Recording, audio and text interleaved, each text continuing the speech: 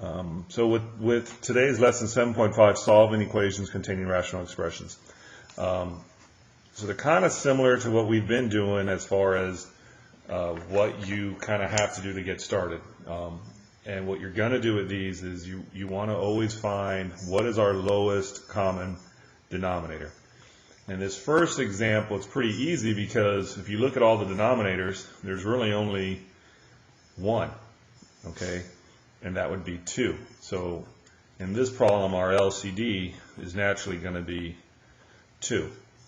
And what you're going to do is you're going to use that LCD to cancel out these fractions, and it's going to make it a lot easier to solve these equations once they no longer have fractions. So again, what we're going to do with that LCD, we're going to multiply that LCD to everything that is in the equation, not just one side. We have to multiply it to everything that's in that equation. So I'm going to multiply 2 to everything. And what it does on this first problem, when I multiply 2 here to a problem that's being divided by 2, the 2's will just naturally cancel each other out. So I'm just going to have C there. And then what you're going to go 2 times 6, which would give me 12. And then 2 times 7 would give me the 14. And now you look, now it has turned into what we call a single step algebra equation. The only thing I have to do to get that C by itself is get rid of that plus 12. So all I would do is subtract 12 to both sides, bring the C down, and I'm going to just get C equals 2 as my answer for that first example. And what I'm going to do when I'm doing these videos, I'm not really going to dive too much into the PowerPoint examples. I figure you can look at those and figure out what they're doing on those PowerPoints. I'm more so going to show you examples of problems you're going to see on the homework. So I'll kind of give you an example of each type of problem you'll see, and the ones that maybe are a little bit harder, I think there's one that I identified maybe is a little bit harder. I'll do 2 examples of those types of problems. All right, so our second example, it's kind of similar to the first. The only difference is we don't have a number in our denominator. We have a variable. But really, it's the only, even though all of these technically have 1 as their denominators, this is really our only denominator. So when we're determining our LCD, when there's only 1, our LCD is going to be whatever that 1 value is. So our lowest common denominator in this problem is going to be x. So what do we do with that x? We multiply every item in the equation by x. So then when you come here, you go 2 times x gives me just 2x. In this situation here, since the x is being divided and then we're multiplying, these x's are just going to cancel each other out. And I'm just going to be left with minus 18. And then I go 8 times x would give me 8x. So in this situation, I have that x variable on both sides of the equation. So really, you have a choice. We just got to get them all on the same side. So you can decide if I want to move that negative 8, I want to get rid of the positive 8x, or do I want to get rid of the positive 2x? My choice would be to get rid of that 2x because I don't want a 0 on this side. If I subtract 8x to both sides, well, now I don't have anything over here.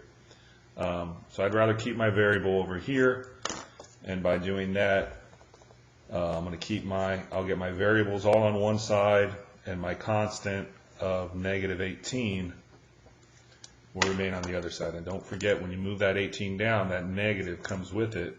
So I'm moving down to negative 18. The 2x's would cancel each other out, and 8 take away 2x would leave me with 6x. And I just got one more step to finish this problem, and that last step is to divide 6 to both sides, and I'm going to get x equals negative 3. So that is our second type of examples that you will see on your homework. All right, so example 3 is more of a type of problem that you'd expect to see, because we got multiple denominators here. Okay, so you look at this problem the way it is, and I know we're not thrilled to see fractions, so there's a little bit of pause right off the bat because we see all these fractions here. Again, the first step though isn't any different. We need to determine what is our lowest common denominator of these three numbers of 2, 4, and 12. And again, I always kind of tell you, let's start off with the biggest number, right? And in this case, it's 12. And we ask ourselves, will all these numbers go into 12? And the answer is yes. 2 goes into 12, 4 goes into 12. So I don't need to find another multiple of 12. Right off the bat, we know that LCD is going to be 12. And that is what we're going to use to eliminate all these fractions. We're going to take that 12 and multiply it to every fraction that's in this problem. And it's just, you gotta, I keep stressing everything, not just these first two, not just this one and this one. It's everything that's in that problem. Okay? And then this is kind of what we're going to do. We're just kind of going to reduce these, okay? So what's 12 divided by 2? Okay, 12 divided by 2 would give me 6. So that one's going to turn into 6x. This one's over here. You know, the way it was kind of written, you could have seen these 4s are going to cancel. But let's say we didn't necessarily catch that. We could just do, what is 12 divided by 4 if we're just using these two? And 12 will go into 4 3 times, and then we go 3 times 4. Well, that's going to give me 12x. However you get to the 12x, you could also do 12 times 4 and get 48, and then do 48 divided by 4. It'll give you to the 12. However you get to it, it's just when we simplify this, it is going to turn into 12x here. And then when we look at this last one, you'll see these 12s are going to cancel each other out, and we're just going to be left with x on this side.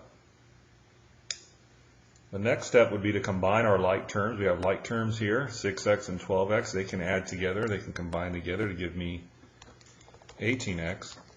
Well, now again, I got variables on both sides. Whichever one I get rid of is going to give me a 0 on the other side, so it doesn't really matter.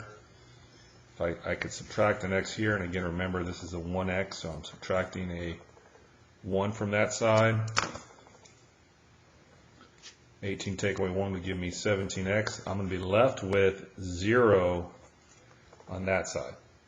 Okay, and then the last step is to divide 17 into both sides. I end up getting x equals 0.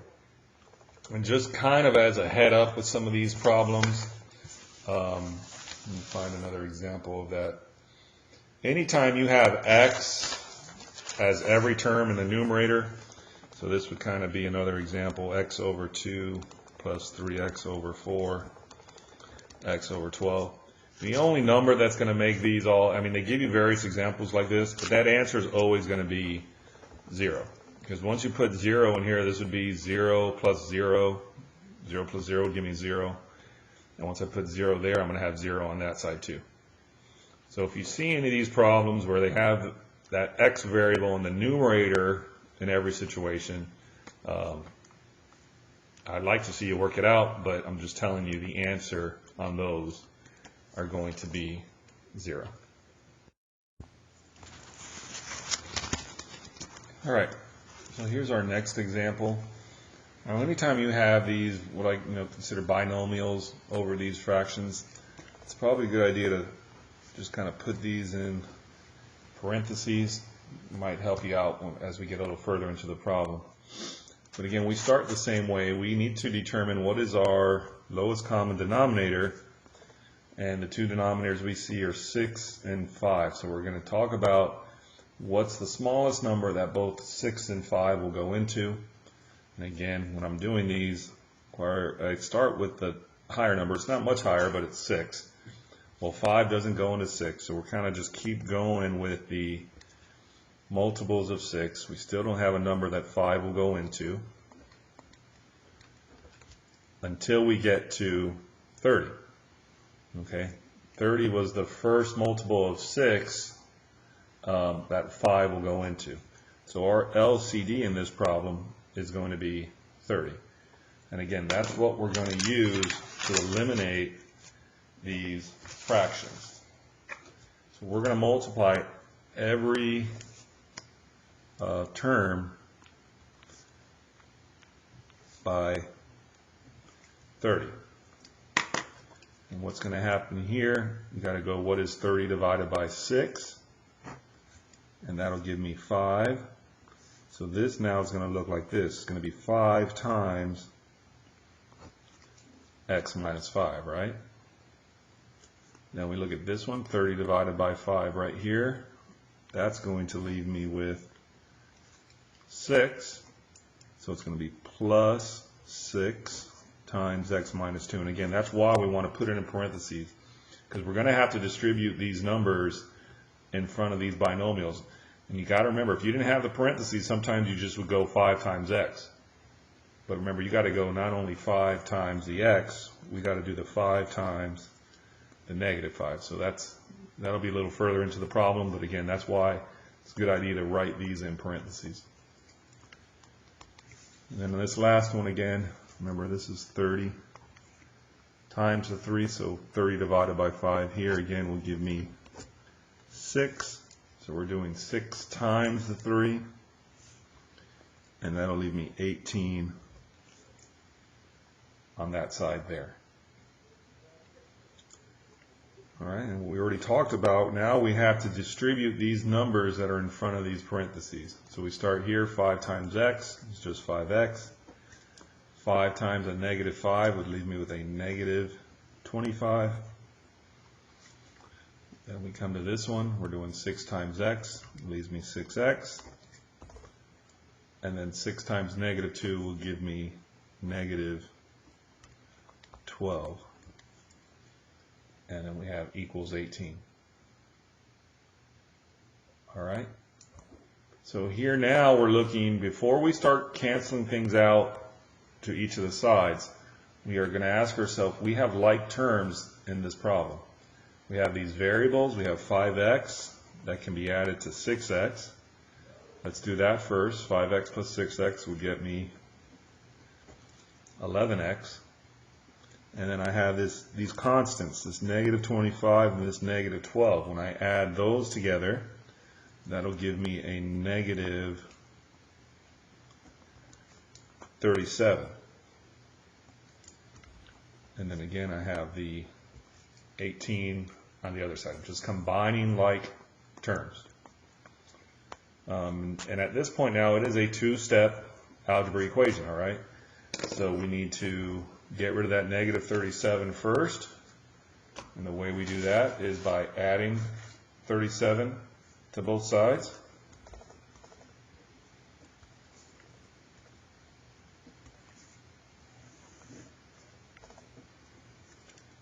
And we would move the 11x down.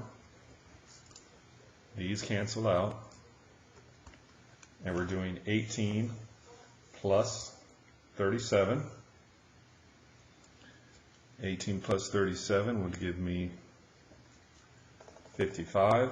And now we have one more step to do, and that is to divide 11 to both sides, and you're going to get x equals 5. One of the things in the PowerPoint, it kind of shows you how you can check these. It's not a real difficult check. We're not necessarily going to be doing those on these videos, but again, if you took whatever your answer is and plugged it back in this case 5 minus 5, that would give you 0 here, so that would be gone. And then you go 5 take away 2. Well, 5 take away 2 would be 3 over 5, and we had the 3 over 5 on the other side. So again, these are problems that, once you solve them, you should be able to check to make sure whether you got these answers right or wrong. In the PowerPoint, it shows you a little more how to check these. We're just not really going to get into it on these videos. All right, we got a few more examples to get to. All right, here's example 5. We have 6 over y plus 1/3 equals 2 over 3y. So again, determining what is our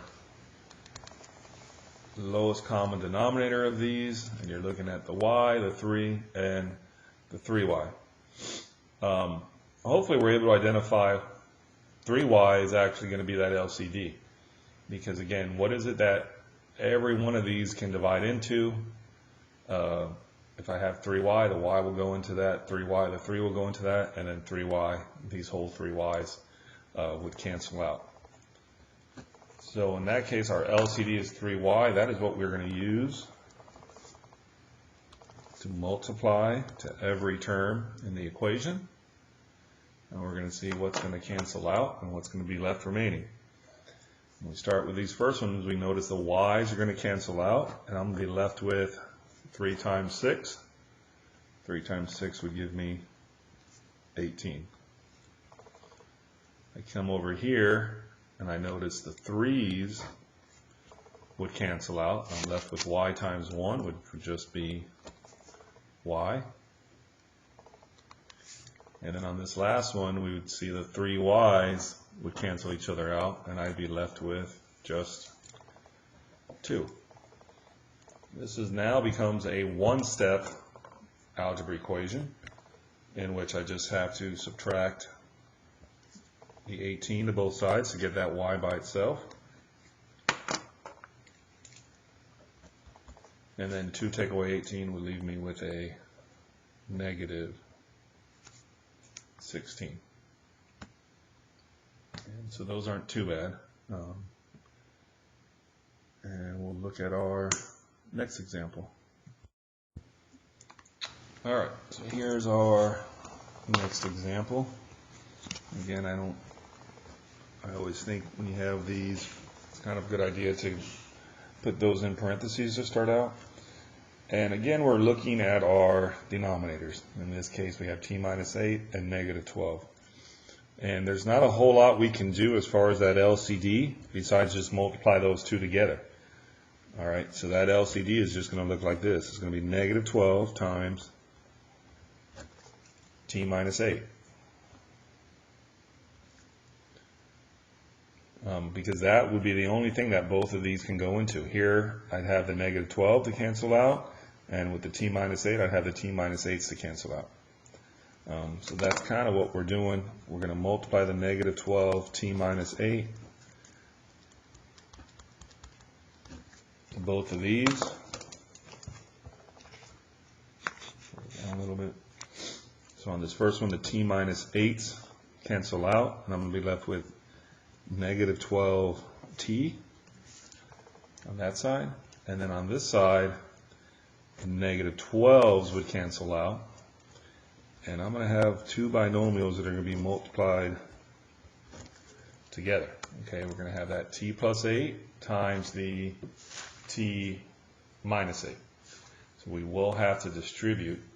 I'm going to assume we're not going to recognize that this is one of those special binomials, because remember, one's plus, one's minus, so that middle term is going to cancel itself out. But we're just going to go with the assumptions that we don't recognize that. So let's distribute this all the way out. We go t times t gives us t squared. T times negative 8 gives me negative 8t. Now we're going to move to the plus 8, distribute that out. 8 times t gives me a plus 8t. And then 8 times negative 8 gives me a negative 64. So again, what I was talking about were, if you see right here, these middle terms, they are going to just cancel each other out. These are opposites. So what I'm going to have here is just going to be t squared minus 64. Now in this situation where I see a t squared, okay, this is going to be a trinomial that we're going to have to reduce and then set equal to 0.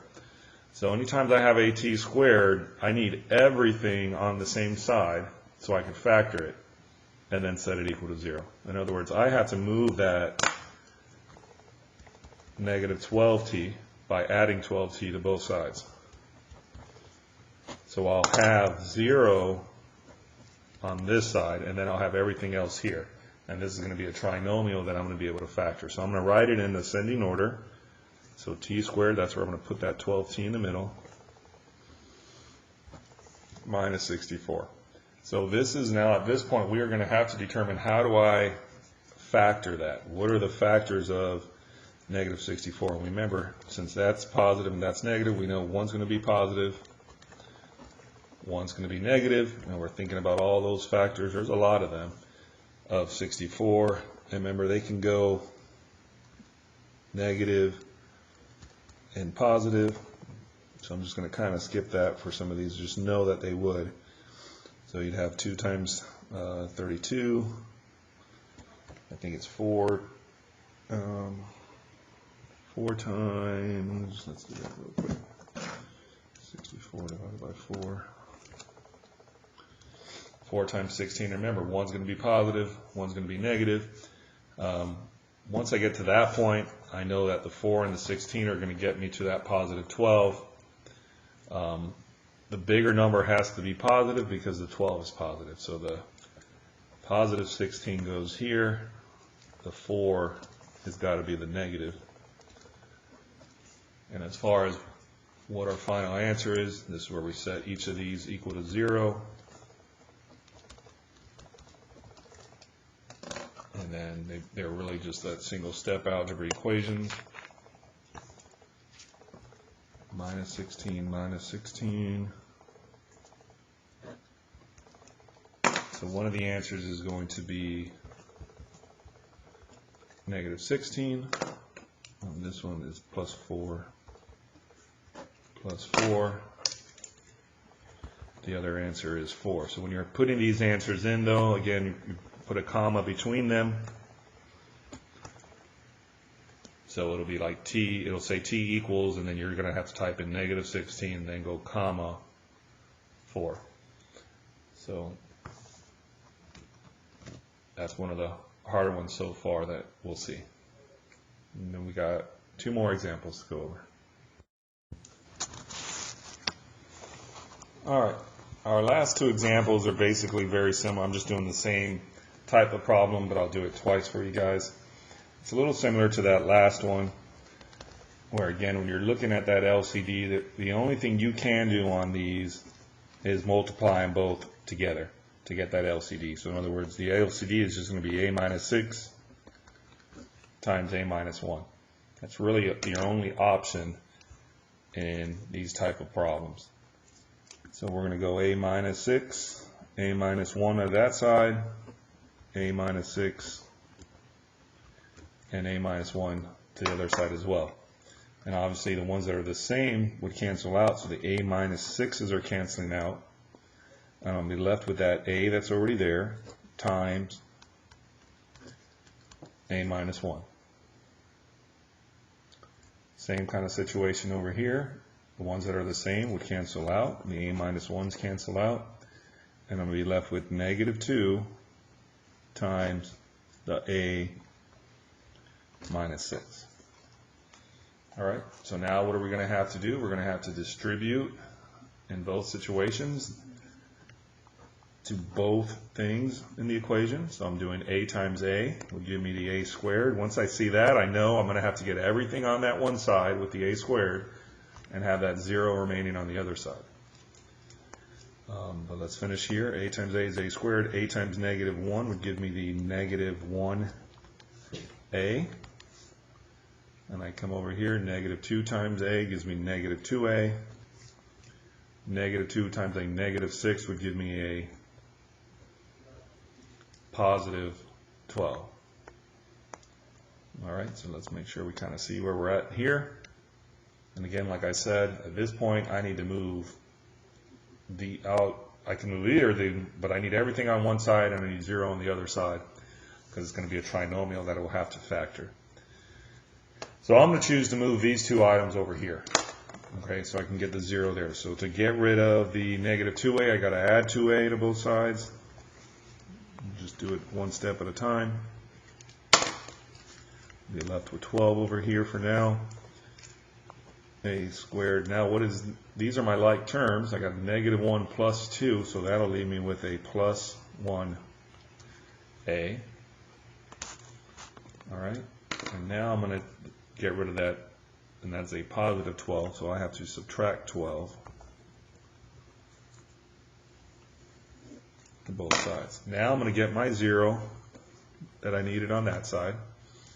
And then over here, I'm going to have a squared plus 1a minus 12 equals 0. So it is a trinomial that we'll need to factor. Again, with that last number being negative, I know it's going to be, one's going to be a positive, one's going to be a negative. So I'm looking at those factors of negative 12, negative 1 times 12, positive 1 times negative 12, negative 2 times 6, 2 times negative 6, negative 3 times 4, 3 times negative 4. I could do them all, show you all of them with that negative 12. Which one would add together to give me the positive 1a? And it would be the negative 3 times the positive 4. So the positive number is going to be the 4, and the negative would be the 3. At this point now, I set them both equal to 0, and I solve it to get my answers. So that first answer, I'm going to subtract 4 to both sides. I'm going to get a equals negative 4. On this next one, I'm going to add 3 to both sides, and I'm going to get a equals 3. And again, when you enter your answer, put a comma separating the two different numbers. And our last example is basically going to be the same type of problem, this same type of a problem, but with different numbers, just so we can go over this one more time. I thought maybe this one in example 6 were probably the hardest types of problems. So we'll just we have one more to go over. It's going to be very similar to this problem here. All right, so here we go. Pretty similar to example 7. And again, when you're determining your LCD in these situations, all you can do is just multiply those two together. A minus 7 times the a minus 1. That'll be what we're going to use to multiply to both sides.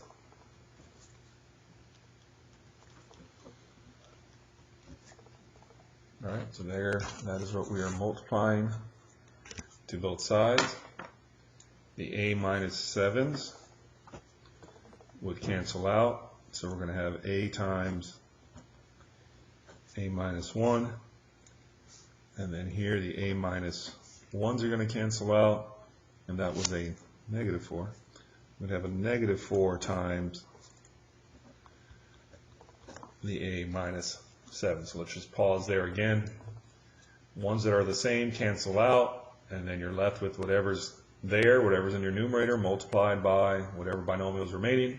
Same situation here, but in this case the a minus 1's canceled, so we're left with negative 4 times the a minus 7. Okay, so our next step now is to distribute both sides. So we're going to distribute the number in front. So a times a would give me again a squared. A times negative 1 gives me negative 1a. I do negative 4 times a, that gives me negative 4a. And then careful here, we're doing a negative 4 times a negative 7. Negative and a negative give me a positive 28. All right, so I've distributed that. So again, because of the a squared, I need to get all the terms on the same side. All right, so I'm going to, since I have the a squared over here, I'm just going to move these terms over here. We're going to do them both kind of at the same time. I'm doing the opposite of negative 4a is plus 4a, and the opposite of plus 28 is minus 28. So I'm doing a plus 4a. I'm going to write that right under its like term. And I don't have anything that's like that 28, so I'm just going to kind of write that off to the side. And once I do that, all these terms cancel out. I'm left with 0 over there. And then I'm going to have a squared. Negative 1 plus 4 gives me a positive 3a minus 28. So again, with that last number being minus, I know whatever I come up with, one's going to be positive and one's going to be negative. So we can do these factors of 28 off to the side. Negative 1 times positive 28. Positive 1 times negative 28. Negative 2 times 14. Positive 2 times negative 14. 3 doesn't go into it.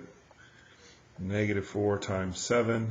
And positive 4 times negative 7. So those are all the factors of negative 28.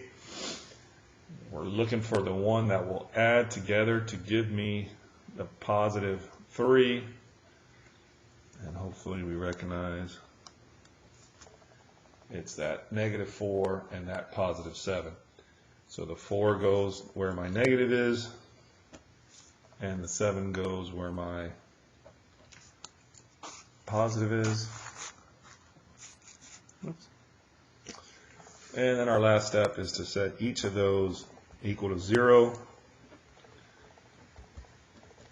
and solve for A. So we're going to subtract 7 on this one, and we're going to get A equals negative 7. We're going to add 4 on this one, and we're going to get A equals positive 4. So again, when you enter your answers, you're going to put a negative 7, then a comma, then a 4. So that's pretty much what you're going to see on 7.5. I've pretty much found all the different example problems, or the problems that you're going to see on your homework, and I did an example of each one of those. So hopefully this helps you get through that homework. Again, I'd encourage you kind of stay up to date with what we have on that syllabus. Stay safe, and hopefully we'll get through this course together, and let me know if you have any questions.